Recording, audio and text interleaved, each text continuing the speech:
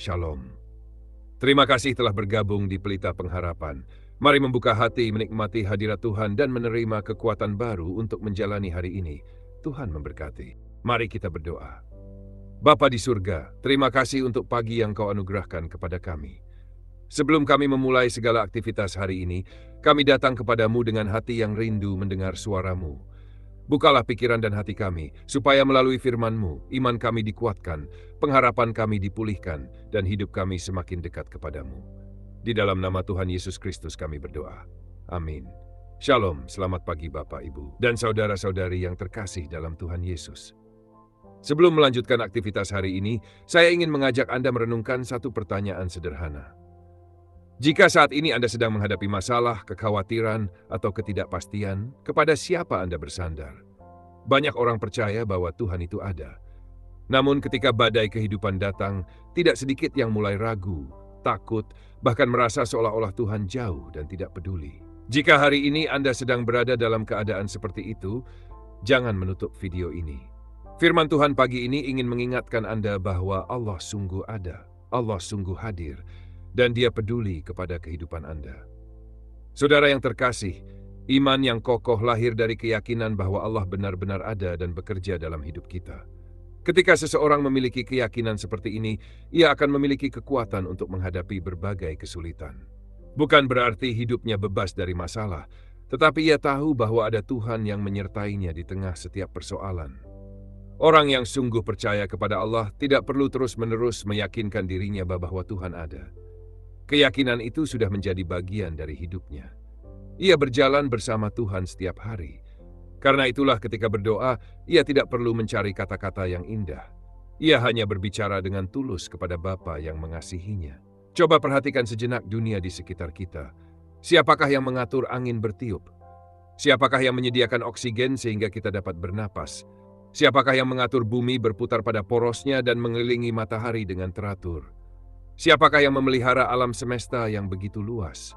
Semua itu mengingatkan kita bahwa ada Elohim Yahweh, Allah yang maha mulia, yang berkuasa atas segala sesuatu. Dia bukan Allah yang jauh. Dia adalah Allah yang hidup dan hadir dalam kehidupan kita setiap hari. Namun kenyataannya, ada orang yang hidup dalam tekanan, kegagalan, dan berbagai pergumulan, sehingga mulai merasa Tuhan tidak peduli. Mungkin Anda pernah berada di titik itu. Anda sudah berdoa, Anda sudah menangis di hadapan Tuhan, Anda sudah melayani dan berpuasa, tetapi hati tetap merasa lemah dan takut. Jika itu yang sedang Anda alami, ketahuilah bahwa Tuhan tidak meninggalkan Anda. Tuhan tetap ada, Tuhan tetap bekerja, dan Tuhan tetap peduli. Kadang-kadang yang perlu dipulihkan bukanlah keadaan kita terlebih dahulu, melainkan keyakinan kita kepada Allah. Sebab ketika iman mulai melemah, ketakutan akan mengambil tempat di dalam hati.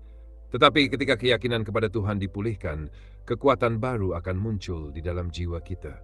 Lalu bagaimana kita dapat memiliki keyakinan yang semakin kokoh bahwa Allah itu ada? Firman Tuhan mengajarkan kita untuk hidup dekat dengannya dan menjaga hidup dalam kekudusan. Artinya kita belajar hidup menyenangkan hati Tuhan setiap hari. Ketika kita melakukan kesalahan, jangan menundanya. Segeralah datang kepada Tuhan, akui dosa kita, dan mintalah pengampunannya.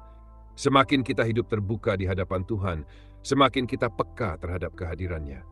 Semakin kita berurusan dengan Tuhan setiap hari, semakin kuat keyakinan kita bahwa Dia benar-benar hidup dan bekerja dalam kehidupan kita. Karena itulah, ketika badai kehidupan datang, kita tidak mudah goyah. Kita tahu bahwa ada Allah yang hidup yang memegang tangan kita. Kita tahu bahwa Dia tidak pernah meninggalkan anak-anaknya. Saudara yang terkasih, kehidupan orang yang hidup di bawah pemerintahan Allah pasti berbeda. Dunia mungkin memiliki cara hidupnya sendiri, tetapi anak-anak Tuhan dipanggil untuk hidup menurut kehendak Allah. Firman Tuhan berkata dalam Roma 12 ayat 2, "Janganlah kamu menjadi serupa dengan dunia ini, tetapi berubahlah oleh pembaharuan budimu." Ayat ini mengingatkan kita untuk terus mengalami perubahan hidup. Dalam Alkitab, perubahan pikiran ini disebut metanoia, yaitu pertobatan yang terus-menerus. Artinya, kita tidak hanya bertobat sekali lalu selesai. Setiap hari kita belajar meninggalkan apa yang tidak berkenan kepada Tuhan dan semakin hidup menurut kehendak-Nya.